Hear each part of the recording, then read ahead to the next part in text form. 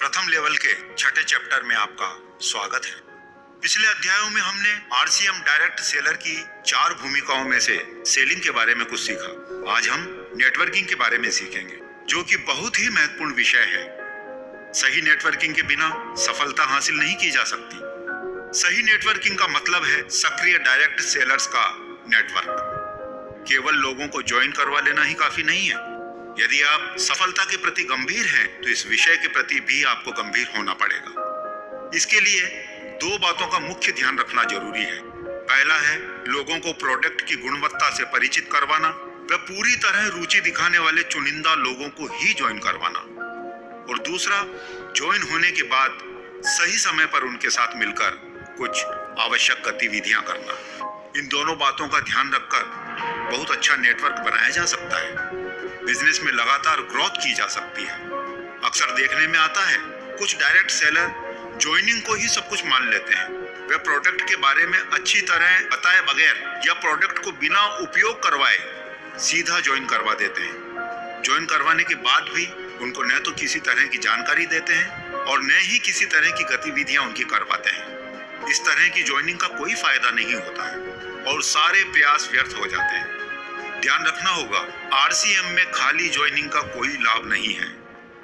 लाभ तभी मिलेगा जब वह व्यक्ति प्रोडक्ट की खरीद करेगा और आगे सक्रिय डायरेक्ट सेलर का नेटवर्क बनाएगा, क्योंकि लाभ बिक्री से मिलता है। खरीद नहीं करने वाले लोगों में तो उल्टा समय ही खर्च होता है। इसलिए लोगों को सीधा ज्वाइनिंग नहीं करवाएं, बल्कि पहले उनको प्रोडक्ट की विशेषताएं बताएं, प्रोडक्ट इस्तेमाल करवाएं। यह गतिविधि आप कितने भी लोगों के साथ कर सकते हैं और कितने भी समय तक उनके साथ जारी रख सकते हैं। उन सभी के नाम व विवरण आप बिल्डिंग क्वालिटी टीम बुक में भर लें, जिससे आपको फॉलोअप में आसानी रहेगी। आप उनको रजिस्टर्ड बायर भी बना सकते हैं। रजिस्टर्ड बायर बनाने का आसान सिस्टम वेबसाइट पर आपकी लॉगिन आईडी में उपलब्ध है। इनमें से ज्वाइनिंग आप उन्हीं लोगों को करवाएं जो खुद अच्छी तरह रुचि लेकर काम करना चाहते हो। ज्वाइनिंग करवाने के पश्चात उनकी सही शुरुआत करवाने में आपका व अपलाइन का फॉलोअप बहुत ही महत्वपूर्ण है। नए व्यक्ति को सिस्टम में लाने के लिए प्रारंभिक तैयारी व शुरुआती पहला महीना बहुत बड़ा महत्व रखता है। उस महीने में उठाया गया एक एक कदम भविष्य को निर्धारित करता है। हर ज्वाइनिंग से अपने फायदे को नहीं देखना है, बल्कि उनको बड़ी कामयाबी दिलाने की सोच रखनी है। आरसीएम में यह संभव है सही शुरुआत के माध्यम से। इसके लिए कुछ गतिविधियों को संपन्न करना होगा। पहला है घर पर जाकर स्वागत करना। आप अपने साथ एक और सक्रिय साथी को लेकर दोनों लोग कपल सहित उस व्यक्ति के घर पर ज्वाइनिंग के 3 दिन के भीतर स्वागत करने के लिए जाएं, जिसका मुख्य उद्देश्य आरसीएम परिवार में स्वागत के साथ साथ उनकी आगे की तैयारियों को योजनाबद्ध करना है। सबसे पहले प्रोडक्ट की विशेषताओं की जानकारी दें। उसके बाद घर पर डिस्प्ले वॉल यानी आप अपनी दुकान खोलकर अच्छी ओपनिंग प्लान करें। यह चर्चा बहुत ही महत्वपूर्ण है। आपकी आरसीएम के प्रति गंभीरता ही नए व्यक्ति को गंभीरता प्रदान करती है।